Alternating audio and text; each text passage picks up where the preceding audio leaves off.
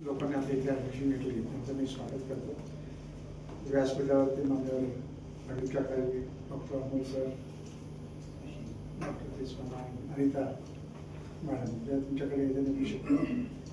खरं म्हटलं तर तुम्ही सगळेजण खूप भाग्यवान आहात. एक अतिशय रेडीमेड इन्फ्रास्ट्रक्चर चांगल्या हॉस्पिटलमध्ये तुम्ही लोकांनी प्रवेश केलेला आहे आणि त्याच्यात एक कॉलेज आपण चालवत आहे. याचा अर्थ असा आहे की तुम्हाला एका बाजूला थेरी शिकायला मिळाली, एका बाजूला प्रॅक्टिस पण तुम्हाला कशी करायची हे सिनियर लोकांबरोबर राहून राहून तुम्हाला करावं लागणार.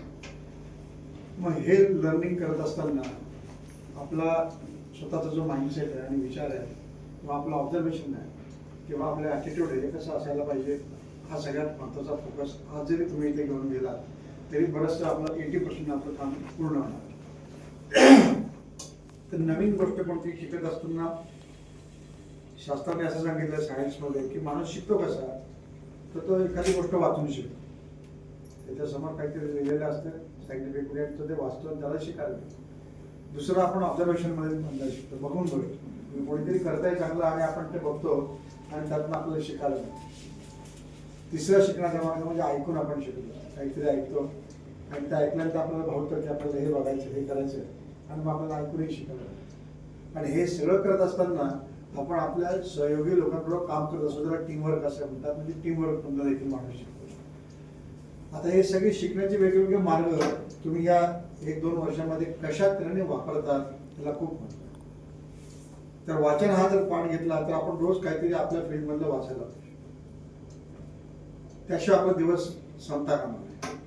आणि वाचल्यानंतर ज्यांच्याबरोबर आपण काम करतो, जे सिनियर आपल्याला गाईड करतात, त्या सिनियर बरोबर आपण चर्चा केली पाहिजे. काय आपल्याला शंका त्या विचारल्या पाहिजे. म्हणजे वाचलं तरी काही समजलं नाही ते इकडे सॉर्ट आउट झालं पाहिजे. आणि जेव्हा आपण त्यांच्याबरोबर काम करत असतो तर ही मोठी मंडळी सगळी ऑपरेशन थिएटर सारख्या ठिकाणी किती शिस्तीने कशा प्रोसिजरनी काम करतात हे आपल्या लक्षात घेणं गरजेचं आहे. म्हणजे प्रोसेस लक्षात घेणं गरजेचं आहे, कामाची प्रोसेस लक्षात घेणं गरजेचं आहे. आता कामाची प्रोसेस ही डिफाईंड असते, काही ठिकाणी लिहिली असते, काही ठिकाणी आकृत्या लावलेल्या असतात. परंतु रोज आपण जेव्हा मोठी याच्यामध्ये जाल त्यावेळेला मोठे डॉक्टर कशा तऱ्हेने वागतात, कशा तऱ्हेने बोलतात, कशा तऱ्हेने काम करतात, कशा तऱ्हेने खुणा करतात, असं सांगितल्यानंतर कोणती गोष्ट द्यायला पाहिजे, या सगळ्या गोष्टी तुम्हाला ऑब्झर्वेशनमधून शिकायला मिळणार. आणि हे ऑब्झर्वेशन हे अटेंटिव्ह जर तुम्ही असाल, तुमचं लक्ष जर नीट असेल तर तुम्हाला हे चांगल्या तऱ्हेने करता येणार आहे. म्हणजे आपलं लक्ष असायला पाहिजे, आपण नीट बघायला पाहिजे, आपण नीट ऐकायला पाहिजे. आणि सगळ्यात महत्त्वाचं पाठ की आपण रोज तिथे जायला पाहिजे कामाच्या ठिकाणी. आपण जितके सिन्सिअर राहू, जितके रेग्युलर राहू, तितकं आपल्याला खूप काही समजणार आहे.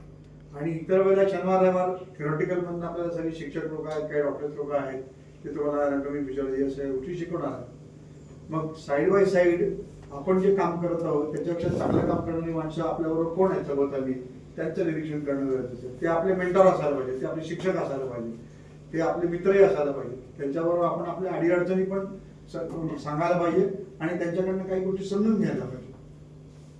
तुम्ही आम्ही सर्व सर्वसामान्य माणसं आहोत आणि सर्वसामान्य माणसाला समस्या असणारच, बरोबर. प्रत्येकाला काहींना आर्थिक असतील, काहींना कौटुंबिक असतील, काहींना शारीरिक असतील, काहींना मानसिक असतील.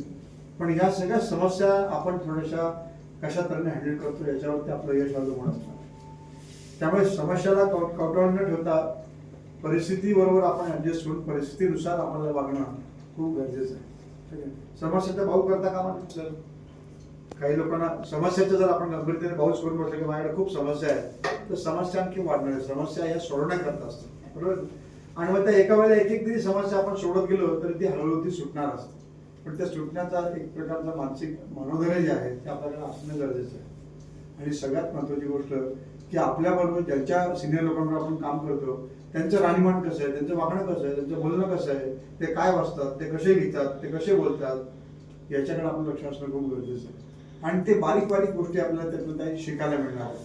आणि हे सर्व करत असताना तुमचं शारीरिक स्वास्थ्य, मानसिक स्वास्थ्य खूप महत्त्वाचं आहे. आता नवीन लोकांकडे जर नजर मारली तर 1-2 माणसं जर सोडली तर रेग्युलर व्यायाम कोणी करत नाही, रेग्युलर फिटनेसमध्ये कोणी नाही. तर आपण सुद्धा आधी आपला फिटनेस नीट करणं खूप गरजेचं आहे.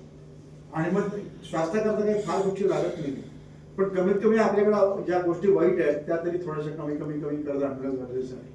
आणि त्यामुळे निसर्गाप्रमाणे जर राहिलं तर सकाळी लवकर उठणं, रात्री लवकर झोपणं, मोबाईलचं स्क्रीन एक्सपोजर लिमिटेड ठेवणं रात्री, 4-4, 5-5 रात्री बघत गेला तर दिवस तुमचं झोप होणार आहे. झोप नीट झाली तर पुढचा दिवस नीट करता येणार नाहीये.